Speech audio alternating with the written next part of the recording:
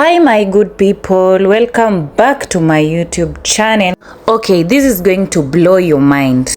I'm on my way to go bowling for the first time in Mogadishu, Somalia. I'm not gonna lie, I don't know what to expect, but I'm excited and slightly scared for my bowling skills. Let's see how it goes. So the place is known as Feynuus Plaza or Feynuus Bowling. I don't know if I'm pronouncing it correctly. It's located around kilometer 4. It's only $5 per person, and make sure you come with a friend because you can't play alone.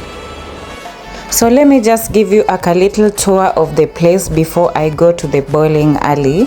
First time ever feeling confident for no reason. We'll see if that confidence survives the first throw. Yo, this is clean. You can bowl, eat and chill all in one spot. Somalia said we are doing full vibes only.